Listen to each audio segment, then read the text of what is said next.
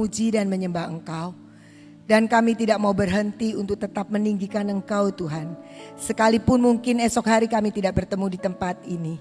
Tapi kami mau tetap meninggikan Engkau, memuji Engkau, menyembah Engkau. Bahkan dalam setiap kehidupan kami. Kami bersyukur setiap kali Engkau memberikan kepada kami kesempatan. Untuk kami bersekutu, untuk kami mendengar firman-Mu. Untuk kami boleh Tuhan mengalami pengalaman dengan Engkau. Terima kasih Bapa. Kami mau duduk diam saat ini. Kami mau mendengar apa yang Kau mau nyatakan. Kami mau belajar daripada-Mu Tuhan. Supaya hidup kami menjadi hidup yang semakin serupa dengan Engkau. Terima kasih Bapa. Biarlah roh hikmat, wahyu dan pengertian turun atas kami. Di dalam nama Tuhan Yesus. Amin. Kita akan membaca sama-sama. Saya mengajak untuk dari Yohanes 11 ayat 1 sampai 6. Kemudian kita nanti akan lompat ayat 14 dan 15. Karena ini panjang perikopnya. Tapi kita semua sudah tahu ya. Ceritanya sebenarnya ini Lazarus dibangkitkan. Kita akan baca dari ayat yang pertama sampai ke 6. Kemudian nanti ayat 14 sampai 15. Dikatakan demikian. Ada seorang yang sedang sakit namanya Lazarus. Ia tinggal di Betania, kampung Maria dan adiknya Marta. Maria ialah perempuan yang pernah meminyaki kaki Tuhan dengan minyak mur dan menyekanya dengan rambutnya. Dan Lazarus yang sakit itu adalah saudaranya. Kedua perempuan itu mengirim kabar kepada Yesus. Tuhan, dia yang Engkau kasihi sakit. Ketika Yesus mendengar kabar itu, ia berkata, penyakit itu tidak akan membawa kematian, tetapi akan menyatakan kemuliaan Allah, sebab oleh penyakit itu anak Allah akan dimuliakan. Yesus memang mengasihi Marta dan kakaknya dan Lazarus. Namun setelah didengarnya bahwa Lazarus sakit, ia sengaja tinggal 2 hari lagi di tempat di mana ia berada. Lompat ayat 14. Karena itu Yesus berkata dengan terus terang, Lazarus sudah mati. Tetapi syukurlah aku tidak hadir pada waktu itu, sebab demikian lebih baik bagimu supaya kamu dapat belajar percaya. Marilah kita pergi sekarang kepadanya. Menarik sekali ini buat saya ya, tentang cerita ini. Di mana kita bisa melihat semua, kita akan belajar untuk percaya. Lazarus itu mati dan dia dikatakan adalah orang yang dikasihi. Tapi kalau kita baca di sini, ketika Yesus mendengar, dia malah dengan sengaja tinggal di situ 2 hari lagi. Nah kalau kita lihat misalnya dengar ada saudara kita yang sakit atau lagi sesuatu lah ngalami hal yang tidak enak. Kita langsung pengen menjenguk ya. Kita pengen tahu, kita pengen mendoakan, kita pengen datang secepatnya. Tapi di sini Tuhan tidak seperti itu. Justru Tuhan ini menunda. Padahal di situ dikatakan bahwa Lazarus itu orang yang dikasihi.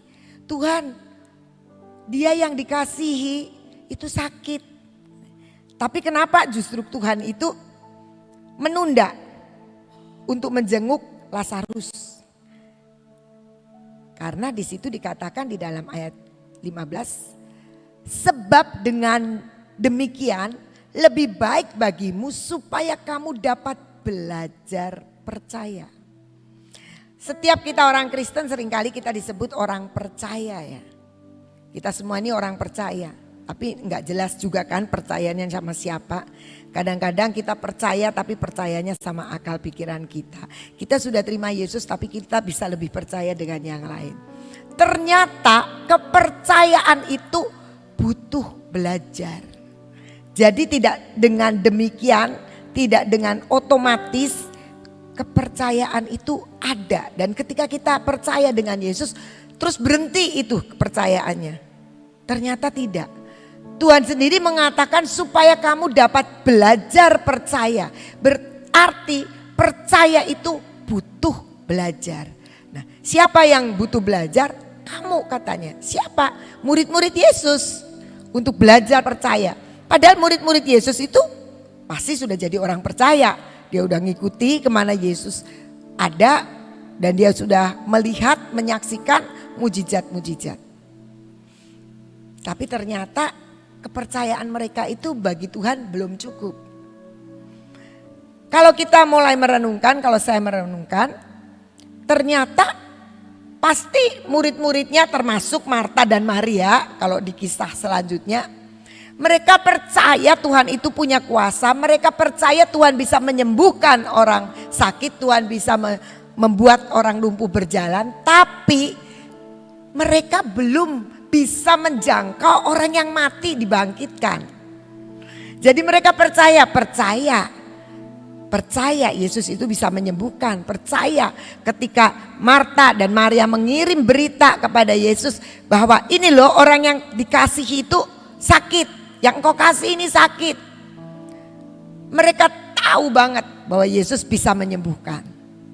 Tapi sudah ditunggu-tunggu mati Lazarusnya.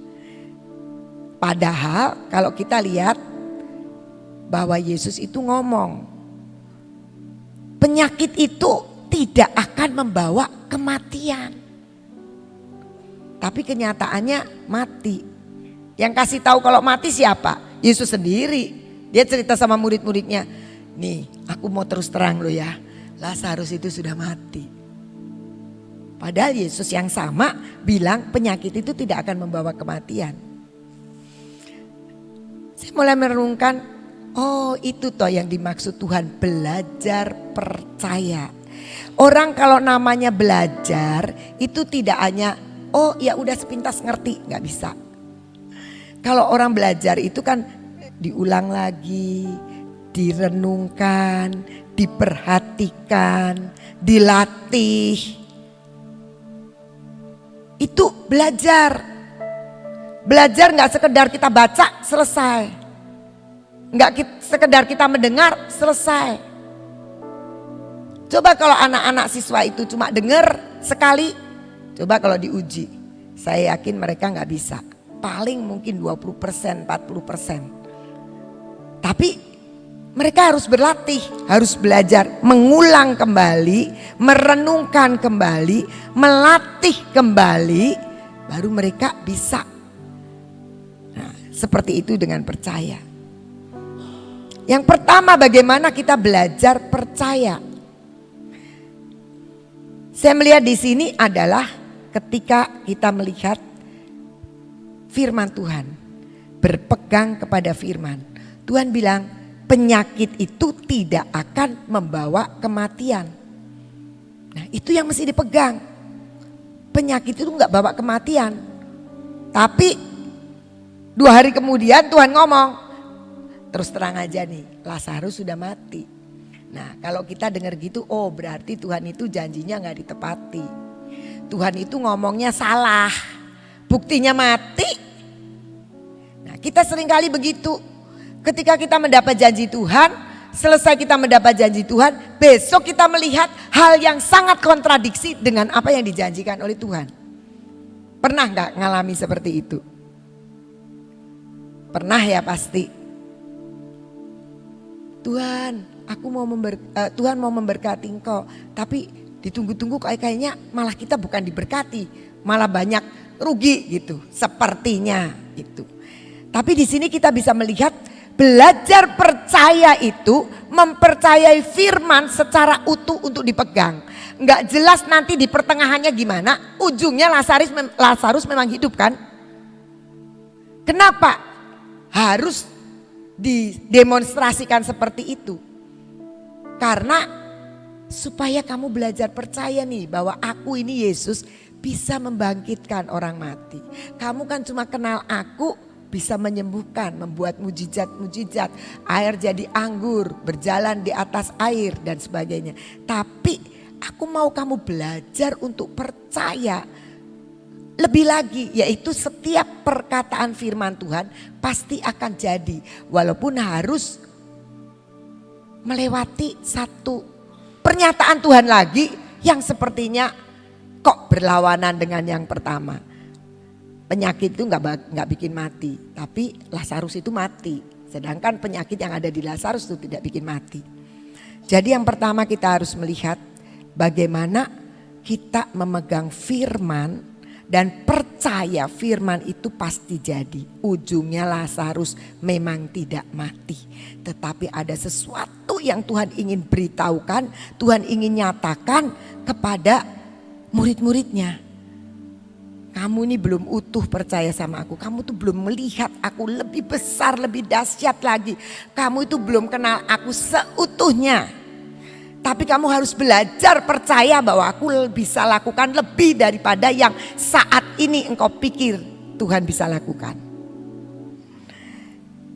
Kita akan melihat di Kejadian 17 ayat 9. Kejadian 17 ayat 9. Katakan demikian. Ini Tuhan bicara kepada Abraham. Lagi firman Allah kepada Abraham. Dari pihakmu, jadi pihaknya Abraham, engkau harus memegang perjanjianku. Engkau dan keturunanmu turun temurun. Jadi Tuhan ini ngomong sama Abraham. Untuk kamu bisa, janjiku itu bisa jadi di dalam hidupmu, dari pihakmu itu harus ada sesuatu yang kamu lakukan. Apa? Pegang firman Tuhan, pegang janji Tuhan. Pegang itu dan belajar terus untuk percaya. Jadi dari pihak kita itu kalau Tuhan sudah janji, kita tuh gak cuma diem-diem saja. Terus nonton membuktikan janji Tuhan jadi dalam hidup kita. Tapi ternyata kita harus terus pegang, percaya, deklarasikan, nyatakan bahwa kita itu tetap pegang akan firman Tuhan. Nggak goyah kalau diomongin orang nggak terus iya ya. Enggak. Bayangkan janji Tuhan kepada Abraham digenapi berapa tahun. Saya pikir dan saya mengalami hal-hal ini tidak akan terjadi dalam kita sampai 25 tahun. Enggak. Tapi kita bisa melihat bagaimana Tuhan mengatakan dari pihakmu engkau harus pegang firman. Nah seperti tadi Lazarus ketika Tuhan bilang penyakit ini tidak akan membawa kematian. Tapi di kesempatan berikutnya Tuhan bilang terus terang aja ya Lazarus sudah mati. Maksud Tuhan murid-muridnya pasti usak-usuk. Loh katanya gak bikin mati itu penyakit. Kenapa jadi mati? Tapi Tuhan bilang kamu tahu kenapa? Supaya kamu belajar percaya. Walaupun saya tahu murid-muridnya pada waktu itu gak ngerti. Belajar percaya apa ya Tuhan? Tapi ketika Tuhan pada akhirnya membangkitkan Lazarus, mereka belajar percaya. Kuasa Tuhan gak sekedar menyembuhkan orang sakit. Tidak sekedar bikin orang buta melihat. Tapi bahkan lebih daripada itu, orang mati bisa dibangkitkan. Dari mana? Dari firman yang mesti dipegang. Maria dan Marta pun sama. Iya Tuhan aku tahu dia akan hidup nanti di hari kebangkitan. Karena gak nyampe.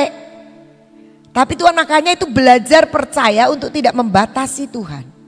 Dengan cara memegang firman Tuhan. Itu kita bisa belajar untuk percaya. Jadi di tengah-tengah kita dapat janji Tuhan, di tengah perjalanan kita ngikut Tuhan, kita mau terima janji Tuhan, gak usah mikirin di tengah-tengah itu terjadi apa. Tapi yang kita pikirin dan kita percaya adalah memegang firman yang Tuhan katakan.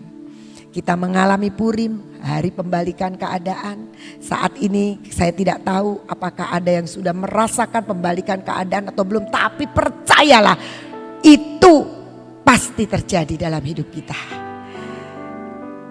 Pasti terjadi. Tapi dari pihak kita tetap pegang firman itu. Melakukan bagian untuk terus membangun. Dan kita tahu ketika Tuhan berfirman kepada Abraham itu. Dan Abraham percayalah kepada Tuhan. Maka Tuhan perhitungkan itu menjadi sebuah kebenaran. Jadi bagian kita memakai ikat pinggang kebenaran ketika kita percaya. Yang kedua, bagaimana kita belajar percaya? Orang kalau belajar itu kan memperhatikan, mempelajari, melatih. Apa yang diperhatikan? Jalan Tuhan. Coba kalau kita perhatikan jalannya Tuhan tadi. Ini jalannya Tuhan bilang pasti gak mati. Tapi Tuhan punya jalan mengulur-ngulur waktu sepertinya. Sengaja tinggal 2 hari lagi. Loh katanya gak mati. Tapi Tuhan kok gak cepet-cepet kesana. Wah pasti nanti kita kesana juga gak mati. Kan gak mati. Ternyata Tuhan mengelur 2 hari untuk nungguin Lazarus mati dulu. Tapi kalau kita punya skenario berbeda. Jalan kita, oh ya sudah saya percaya. Karena ngomong penyakit ini tidak bawa kematian. Pasti biarpun ngulur 2 hari, ngulur seminggu gak bakal mati. Tapi ternyata mati. Itu caranya Tuhan. Kita memperhatikan contohnya bangsa Israel. Ketika bangsa Israel mau dilepaskan dari perbudakan Mesir, Tuhan bicara kepada Musa. Tuhan bicara kepada Musa, kamu nanti akan lihat bahwa aku akan membawa kamu keluar dan dengan tangan yang kuat. Ini saya juga cari kok nggak ketemu-ketemu ya. Hah? Keluaran 4. 6, oh 6 mungkin. Ya Keluaran 6, 24 ya. 2, 1. Oh Keluaran 6 ayat 1 di Alkitab saya, Keluaran 5 ayat 24 ya. Tahu dah ya. Tetapi Tuhan berfirman kepada Musa, sekarang engkau akan melihat apa yang akan kulakukan kepada Firaun, sebab dipaksa oleh tangan yang kuat ia akan membiarkan mereka pergi. Ya dipaksa oleh tangan yang kuat ia akan mengusir mereka dari negerinya. Nah ini janji Tuhan kepada Musa. Dia bilang begini, nanti kamu lihat akan kulakukan. Jangan dimatiin dulu dong. Dipaksa oleh tangan yang kuat, aku akan membiarkan bangsa Israel itu pergi. Nanti dikatakan dipaksa oleh tangan yang kuat, ia akan mengusir mereka dari negerinya. Ujungnya benar kalau kita dengar ceritanya sih memang begitu kan. Tapi apakah terpikir oleh Musa bahwa untuk itu terjadi harus ada tulah sampai 10. Tulah, nah sudah Firaunnya angkat tangan. Ya sudah Musa, ya udah boleh. Tapi tiba-tiba Alkitab mengatakan Tuhan mengeraskan hati Firaun. Batal. Setelah tulahnya hilang, batal. Bikin begitu sampai 10 kali. Kalau kita lihat cara Tuhan, kan Tuhan udah janji. Dipaksa oleh tangan yang kuat, ia akan mengusir mereka dari negerinya sampai diusir. Tapi kenapa mesti ngelewati 10 tulah baru itu terjadi? Nah kita sebenarnya sebagai orang percaya belajar bagaimana jalan Tuhan, memperhatikan cara Tuhan dan memperhatikan arti dari semua jalan-jalan Tuhan. Harusnya begitu. Itu namanya kita belajar untuk percaya. Kenapa? Karena faktanya kalau saya merenungkan ini, kenapa Tuhan mesti demonstrasikan 10 tulah? Karena Tuhan ingin bangsa Israel itu mengenal Dia nih. Aku bebaskan kamu, aku ini Tuhan yang maha kuasa, aku ini Tuhan yang bisa lakukan semua perkara lewat 10 tulah itu. Itu jalan Tuhan yang mungkin kita seringkali nggak kepikir. Tapi mari belajar percaya ketika kita melihat sebuah proses untuk tergenapi semua itu melewati jalan dan cara-cara Tuhan sendiri. Tuhan itu punya cara untuk menolong kita. Ada lagu bilang gitu ya. Tuhan itu punya cara untuk menolong kita. Tuhan itu punya jalan keajaibannya untuk menggenapi janjinya. Jadi kita melihat di sini bahwa ternyata tangan yang kuat itu yang akan Tuhan kerjakan itu sebuah proses 10 tulah, makan waktu. Dan tapi bangsa Israel melihat siapa Tuhan yang mengutus Musa untuk memimpin hidupnya. yang bisa membedakan antara bangsa Mesir waktu itu yang kena tulah dengan orang Israel yang diluputkan. Jadi kita bisa melihat Tuhan itu punya cara, punya jalan untuk menolong kita. Nah itu yang mesti kita pelajari untuk kita belajar percaya. Terus melatih diri untuk percaya. Kalau kita lihat dari Yesaya 55 ayat 9. Yesaya 55 ayat 9 dikatakan, seperti tingginya langit dari bumi, demikianlah tingginya jalanku dari jalanmu dan rancanganku dari rancanganmu. Jadi jalan Tuhan itu jauh lebih indah, lebih luar biasa. Karena ketika jalan itu dijalani, Dia juga sedang membentuk kita, menyiapkan kita menjadi orang-orang yang siap, menjadi pribadi yang siap terima janji Tuhan itu. Kalau kita pengennya bypass aja udah, jalan cepat. Saya juga begitu, pasti saudara juga begitu. Kalau di sore di jalan Cipto itu ramai sekali, saya pakai jalan tikus. Jalan tikus blesek, ternyata nggak lebih cepat saudara. Karena jalan tikus 2 sisipan kita harus tunggu, cari tempat gitu. Ternyata sering tidak lebih cepat. Tapi kalau kita jalan yang benar-benar Tuhan tunjukkan, sudah memang mungkin kena macet, tapi melatih kesabaran ya kan. Banyak yang sebenarnya Tuhan sedang ajarkan ketika Dia mengerjakan dengan jalan-jalannya Dia. Yesaya 2 ayat 3.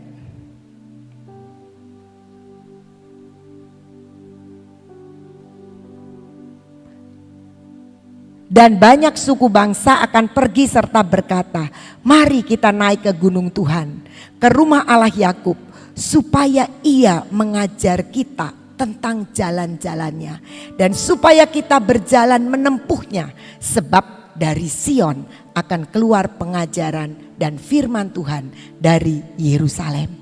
Bagaimana kita bisa belajar? Tuhan bilang naik ke gunung Tuhan, masuk ke rumah Tuhan, masuk ke hadirat Tuhan, bersekutu dengan Tuhan, maka Tuhan akan mengajar kita akan jalan-jalannya. Jadi kalau kita belum ketemu ujungnya, belum ketemu janji yang Tuhan berikan, kita tetap boleh berjalan dengan percaya. Karena ada hal-hal yang sedang dibangun oleh Tuhan di dalam diri kita, yaitu kepercayaan kita. Nanti coba saudara, kalau kita sudah sampai di ujung, saya percaya kita akan lebih percaya daripada waktu sebelumnya. Saya mengenal Tuhan jauh lebih banyak daripada waktu saya baru datang ke Sion. Belum diajar penyembahan, nyanyi memang suka saya itu, mimpin pujian iya. Waktu dulu nih belum menikah, masih di Jakarta, mimpin pujian gini. Tapi ketika Tuhan bawa ke sini, saya banyak belajar. Bagaimana masuk ke hadirat Tuhan, bagaimana Tuhan mengajarkan jalannya, bagaimana diproses, bagaimana saya menemukan Tuhan yang ajaib lebih dari yang dulu. Dulu bukannya nggak pernah mengalami ajaib, banyak saya mengalami keajaiban. Tapi saya lebih lagi mengenal Dia dan lebih percaya, lebih sangat tahu bahwa Tuhan itu real. Tadi malam Pak Gideon telepon, ngobrol biasa. Pak Gideon biasa kalau Ibu Tina lagi PA, dia rupanya lonely ya di rumah. Dia suka telepon gitu. Nanti kalau sudah Ibu Tina datang, udahan ya, itu si Oktin sudah datang. Nah, cuma kita tuh cuma nemenin dia aja gitu. Tapi dia bilang begini, Tuhan itu real banget loh, kata dia bilang gitu. Oh iya, Tuhan itu real. Nah itu kata-kata gitu. Dan kita sharing firman gitu. Dan saya bilang saya bersyukur obrolan kita bukan obrolan gak kanggu gawe ya. Tapi saya dikuatkan. Bener, Tuhan itu real banget. Dia memberikan banyak kesaksian, memberikan banyak pengertian firman. Dan saya bilang yes, percaya Tuhan itu sangat nyata dan real. Nah, itu juga melalui sebuah proses untuk mengenal jalan-jalan Tuhan. Ketika kita belajar merenungkan masuk di dalam hadirat Tuhan, kita akan mengalami pengenalan yang lebih lagi sampai kita bisa ngomong Tuhan itu nyata banget, Tuhan itu real banget. Dan Tuhan itu bukan Tuhan yang jauh, Tuhan itu sangat dekat dengan kita. Amsal 10 ayat 29.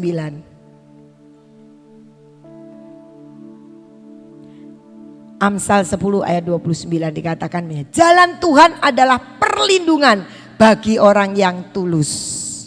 Jadi kita cari jalan Tuhan itu menjadi sebuah perlindungan. Kita akan diluputkan dari begitu banyak malapetaka, dari begitu banyak kerugian, dari begitu banyak hal-hal yang bencana-bencana. Kalau kita ikut jalan Tuhan. Dengan tulus dikatakan. Jadi dengan tulus kita tahu bahwa kalau kita ngikuti jalan Tuhan. Dan bagaimana kita tahu jalan Tuhan? Ya tadi kita harus masuk ke hadirat Tuhan. Ada begitu banyak orang pengen pertolongan Tuhan. Tapi gak betah baca Alkitab. Gak betah doa. Gak seneng masuk hadirat Tuhan. Ya gimana Tuhan mau mengajarkan? Karena dari Sion keluar pengajaran. Dari rumah Tuhan engkau akan diajarkan jalan-jalan Tuhan. Tadi dikatakan. Jadi bagaimana kita bisa belajar percaya kalau kita tidak mengerti dan mengenali jalan-jalan Tuhan. Kenapa bangsa Israel tidak masuk ke tanah Kanaan? Karena bangsa Israel itu cuma senang keajaiban-keajaiban Tuhan. Tapi Musa orang yang mengenali jalan-jalan Tuhan. Itu kata Mazmur 103 ayat 7. Musa itu Tuhan memperkenalkan jalan-jalannya. Tapi sama bangsa Israel itu cuma senang lihat keajaiban-keajaiban Tuhan. Dan tidak mendalami kenapa Tuhan buat keajaiban. Kenapa dia dengan cara apa Tuhan ingin memperkenalkan dirinya dan membawa kita dalam sebuah kemenangan. Yang ketiga, bagaimana kita belajar percaya. 2 Samuel 22 ayat 33.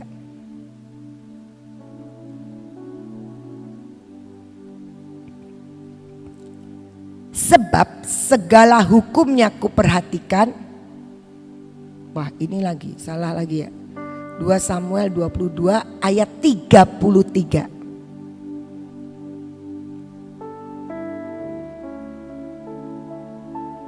Allah, dialah yang menjadi tempat pengungsianku yang kuat dan membuat jalanku rata.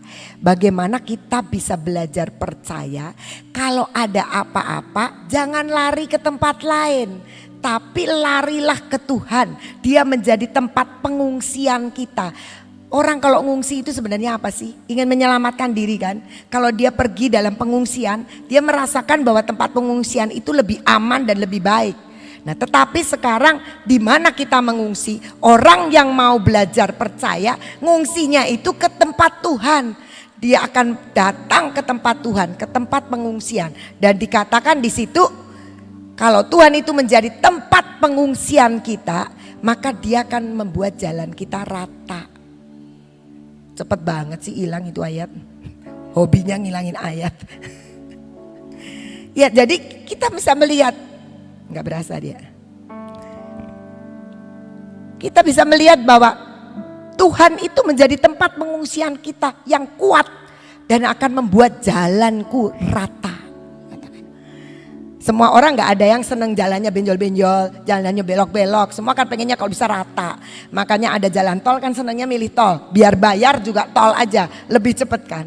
Nah kalau kita ikut Tuhan, Tuhan akan meratakan ketika kita membuat dia tempat pengungsian kita. Tempat di mana kita bisa mencurahkan semua, tempat di mana kita bisa merasakan kenyamanan karena bersama dengan Tuhan. Saya tertarik dengan lagu terakhir tadi kata-katanya yang dikatakan demikian. Ku kan bernyanyi sampai jiwaku percaya.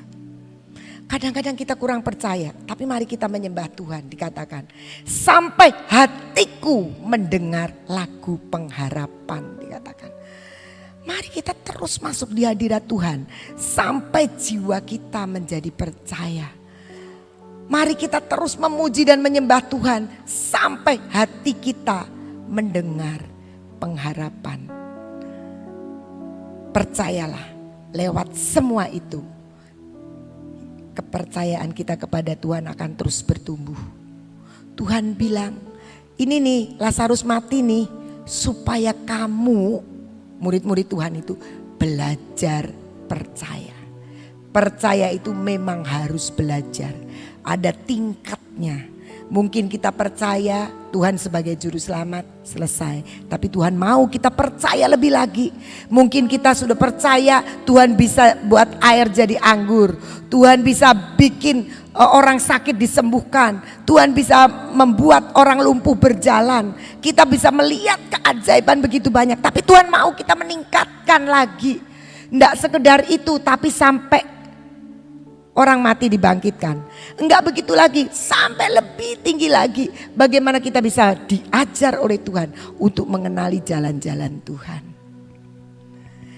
Mari kita terus belajar untuk tetap pegang firman Tuhan. Karena firman-Nya itu ya dan amin. Walaupun waktu penggenapan firman seringkali tidak persis seperti yang kita harapkan. Tetapi percayalah bahwa tetap firman itu akurat, pasti terjadi. Yang kedua, mari kita belajar selalu memperhatikan, bukan melihat keajaibannya, tapi memperhatikan jalan-jalan Tuhan, cara-cara Tuhan yang seringkali dipakai untuk menyatakan diri dalam hidup kita. Dan yang ketiga, mari kita selalu membuat Tuhan itu menjadi tempat pelarian kita, tempat kita ngungsi, tempat curahan hati kita. Jangan kalau kita sumpek langsung cari orang, cari teman yang dipakai buat curhat. Boleh, bukan gak boleh sharing sama orang. Tapi yang utama, yang bisa meratakan hidup kita, yang bisa menolong kita, Tuhan. Jangan-jangan kita pilih salah. Tanya sama teman-temannya bahkan tidak meringankan beban kita, malah nambah berat. Kenapa? Karena dia juga curhat lagi. Kita pengen plong malah tambah 2 kali bebannya. Tapi percayalah kalau tempat pengungsian kita adalah Tuhan, Dia akan membuat rata. Mari kita terus memuji, terus menyembah, terus kejar firman sampai jiwa kita percaya. Sampai hati kita mendengar lagu pengharapan. Tuhan Yesus memberkati.